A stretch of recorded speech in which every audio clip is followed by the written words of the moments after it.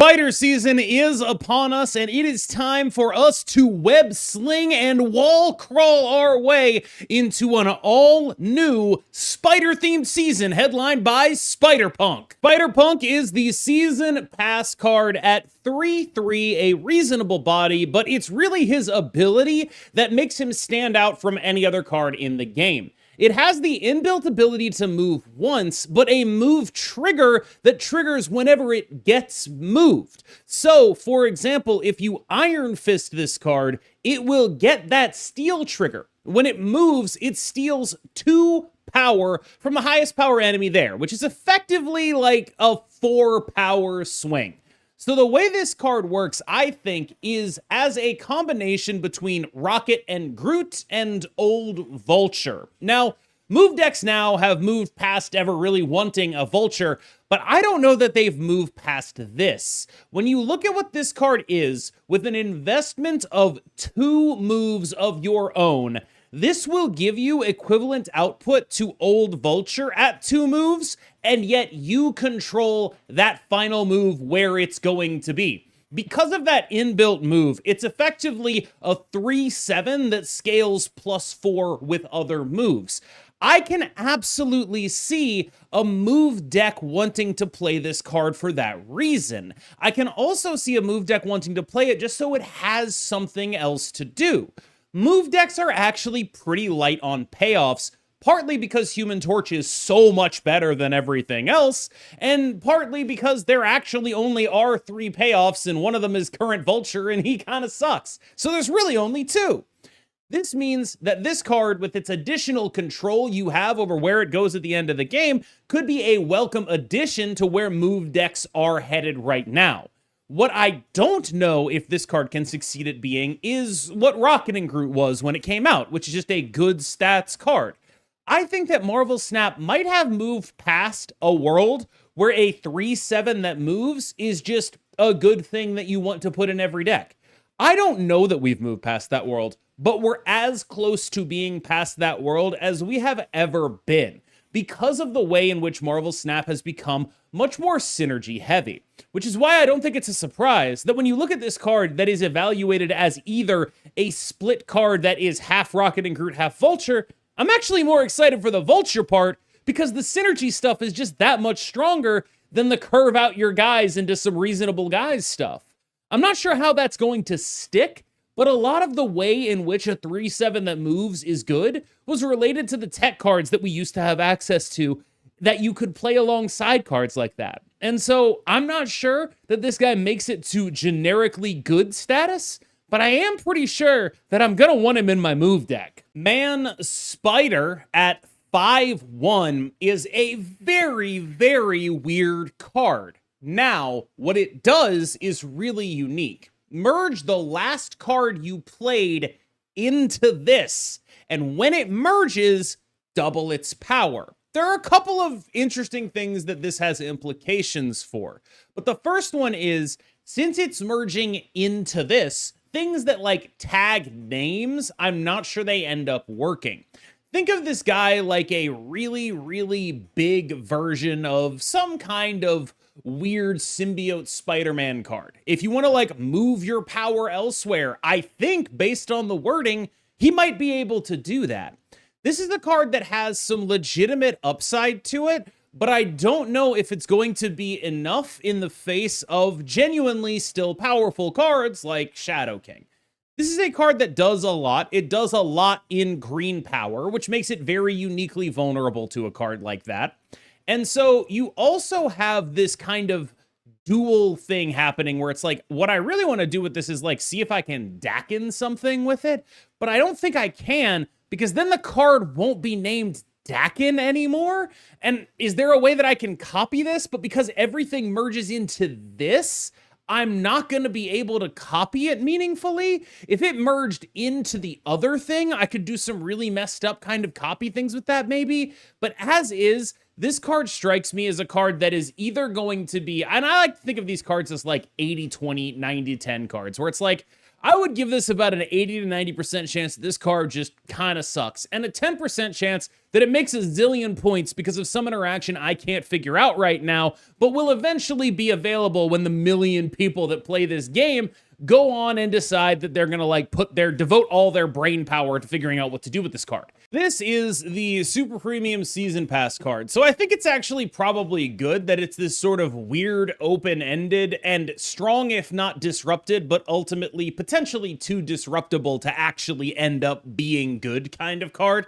They called this card out when they buffed Electro in the patch notes, because it's like you play this on turn 5 after Electro is like an additional way of getting rid of it, and it's like, yeah, okay, I mean, it's not the worst idea I've ever heard, but it's also pretty small ball compared to what you would normally be doing to get rid of Electro, like Blink. But again, not the worst idea I've ever heard. I can see it showing up there. I think that's a really safe place for it to show up, and I'm more interested in figuring out what the maximal application of this is. I just can't get my head around it right now. This is a card that has a legitimate chance to be broken.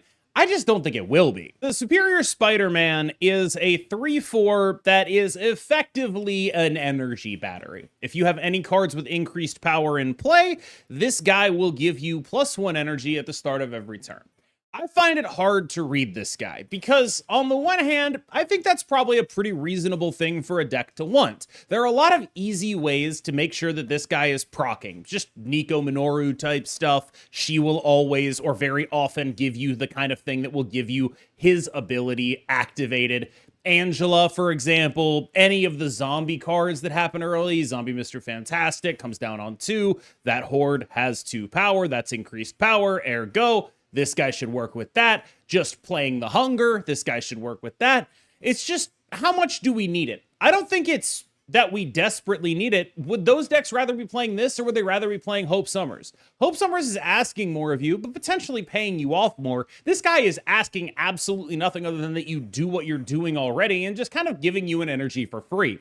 I think this guy might be a sleeper. I'm not sure we have all of the tools to get early things that have green power to a degree that we would otherwise, or naturally that we would want to be doing right now.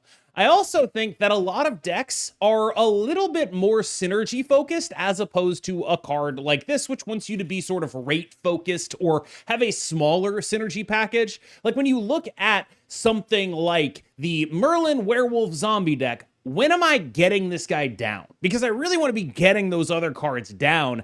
I don't know when this guy's coming down, and once he's down, he makes my life easier, but I don't think I can prioritize playing him over Merlin or Werewolf or Zombie Scarlet Witch or whatever it is that I'm doing there, and that's sort of the home that he wants to be in.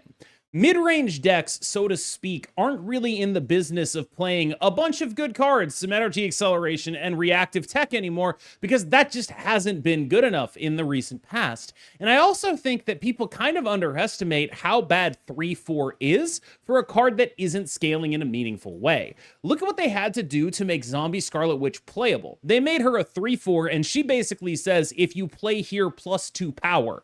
It's pretty hard to be a 3/4 that doesn't do more than that. You have to be really confident that you're going to be converting your extra energy into meaningful power on a consistent basis. And I don't know that there are many decks that are confident in that.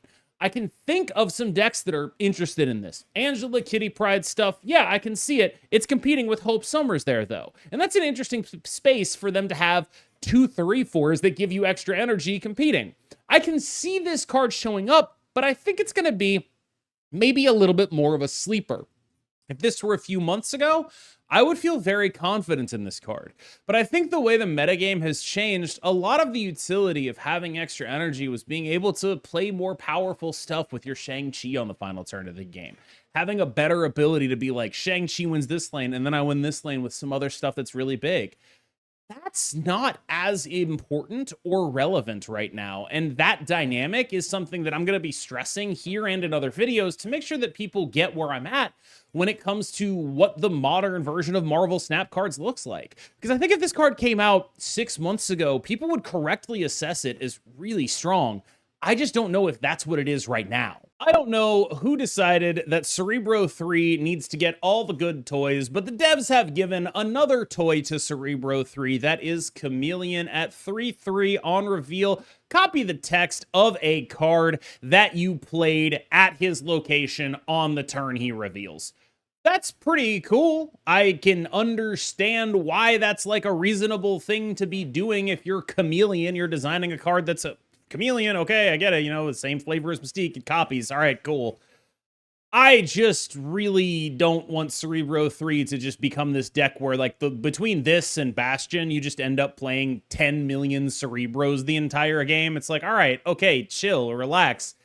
I can't really see this card being very good elsewhere. To me, it feels like a very Bastion card where it's like, I don't know exactly what I'm doing with this, but it's gotta basically double my output for me to want to put something with such heavy restrictions into my deck. The biggest restriction this card has is the revealed here this turn. Maybe there's ways to circumvent that with Invisible Woman. And, you know, I can see how that would end up happening, but I'm just not exactly sure how to make this guy be anything other than a Cerebro 3 machine. Ezekiel Sims is, at baseline, a scaler that scales off of you playing bigger and bigger guys. I think that's, generally speaking, a pretty interesting proposition. The question is, what exactly are you doing alongside him? Is he a Surtur card where you just play him in the Surtur deck? Is he just a card that you play because he's going to be like a 2/8 in basically every game that you play reasonable units in? Because all you really got to do is scale up to 7 in order to get that, right? You play a 3 on him, a 4, you play a 3 on him, you play a 5 on him, you play a 7 on him, he's like a 2/8. I mean, like, there are worlds where that's a really relevant thing to do. And you can definitely do that in a sort of Hydra Stomper Scream shell. But, and I do think this is notable, I find it hard for those decks to survive very well right now. Those decks are the best decks at being mid-rangey, anti-mid-range decks.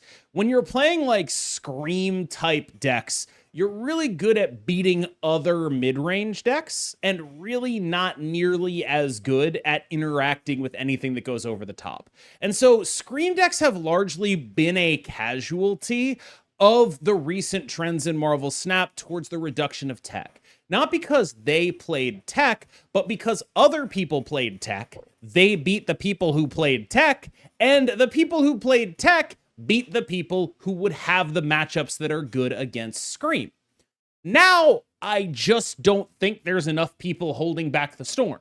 You're going to lose when your opponent plays a Deadpool deck. You're going to actually just not have enough power unless you absolutely nail your reads on disrupting the Deadpool being blown up multiple times.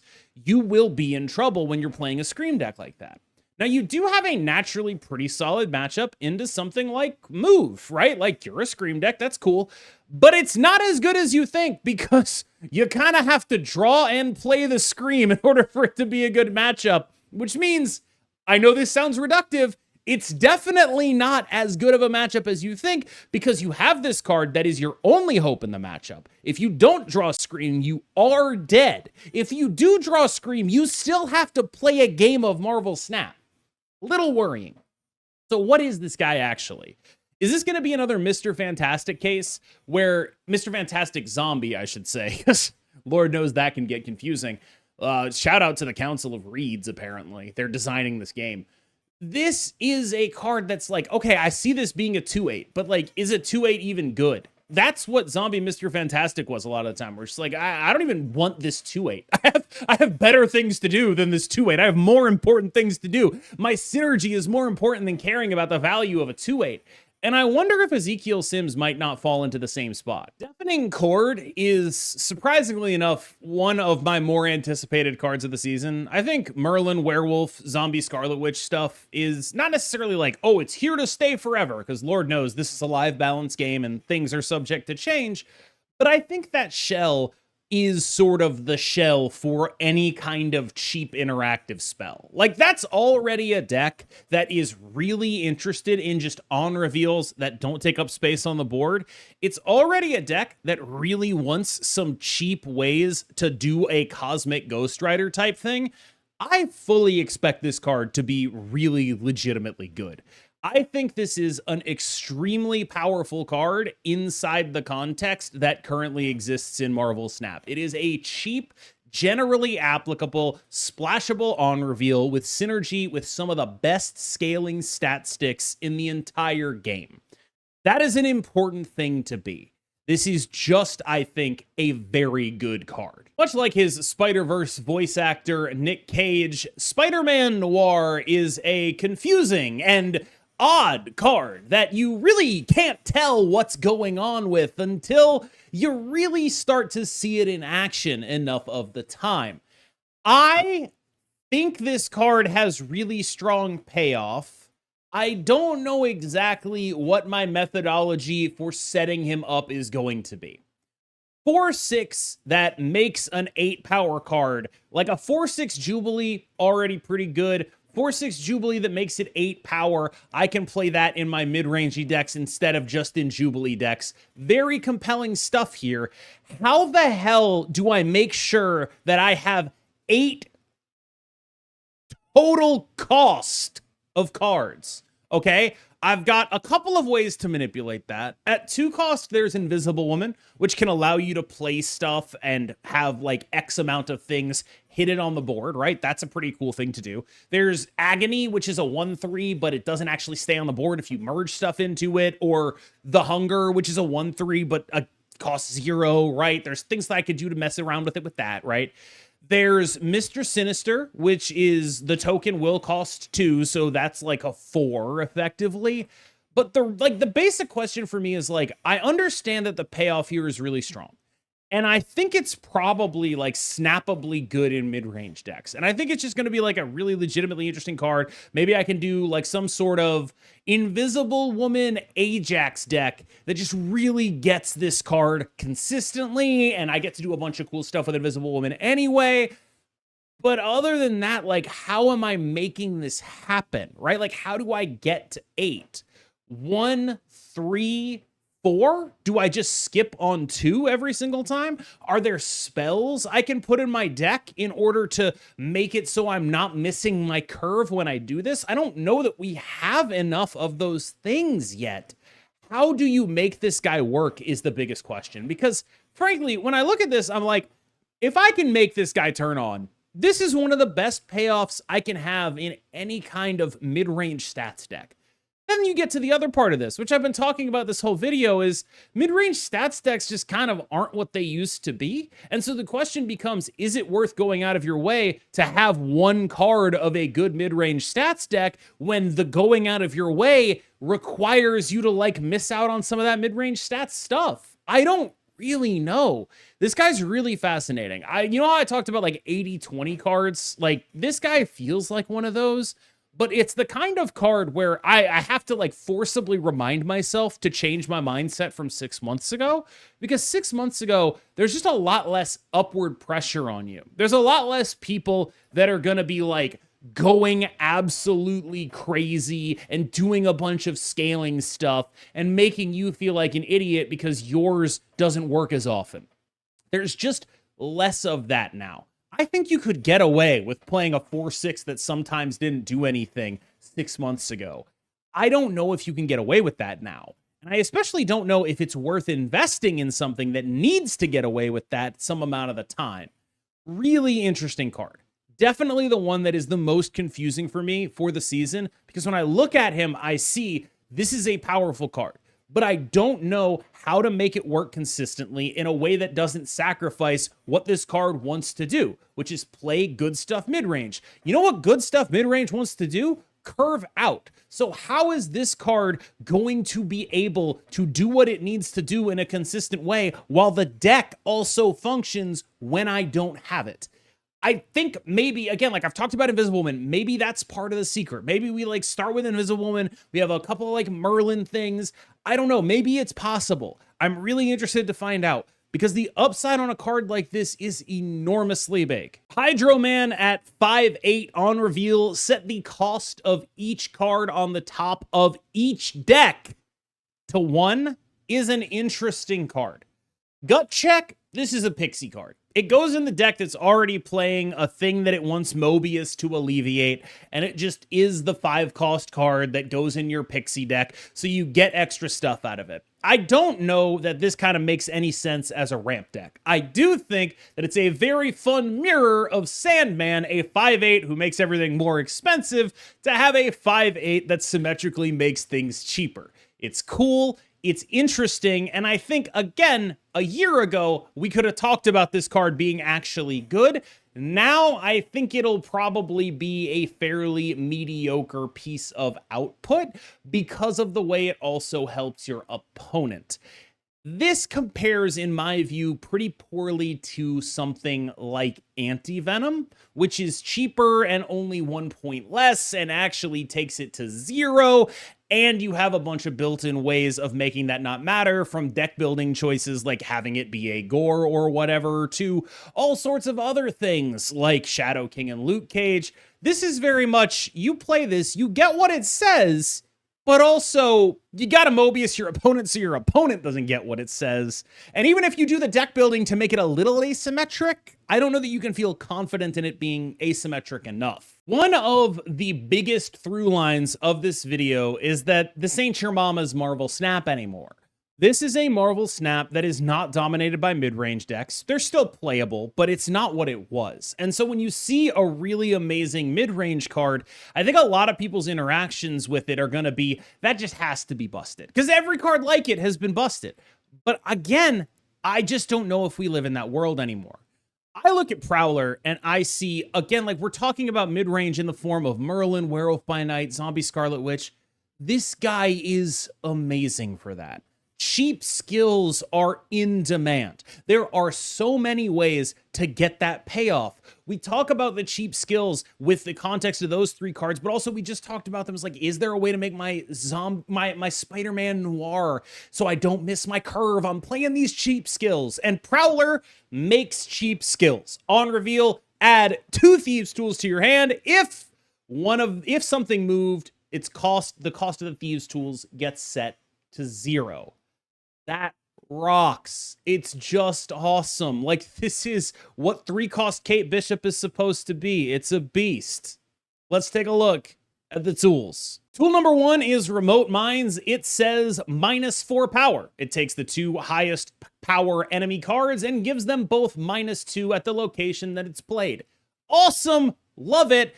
I do wish the mines flavor had been able to be implemented a little bit differently, but you're not going to complain about potentially 0-4 or 1-4 even. This is a great card even if you aren't getting the discount. Vibro Shock Gauntlets is basically like a combination of 2 Merlin spells. It's 2 power and 1 energy for potentially 0. This guy's amazing. This guy is so good. And Flight Harness, probably the worst. A move to the right with +1 power. But again, you're kind of just getting these for free. You get 2 of them in your hand. It's really, really awesome.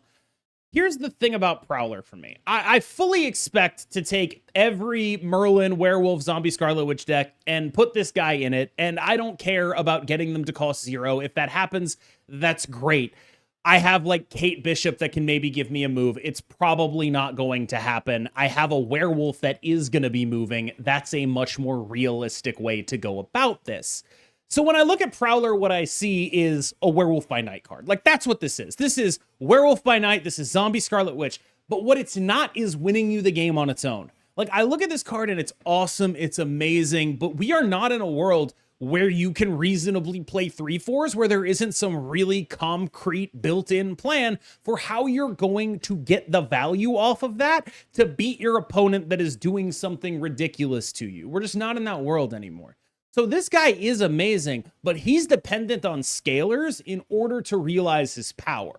And I think that's sort of the fundamental thing about this guy. He's a glue guy. He's more like Kate Bishop than he is like the carry. And it's fine to be a glue guy. He's probably going to be one of the best glue guys in the game. he's a beast. Unless they do something serious to hit that package, which I honestly kind of wonder if they might have to hit werewolf at some point, because we are getting close to the point of there are way too many cheap skills that make werewolf way too strong. I personally think that that kind of stuff is just what mid-range looks like now. That's what it is. And this guy fits there, but it's sort of like a rump state from what mid-range used to be.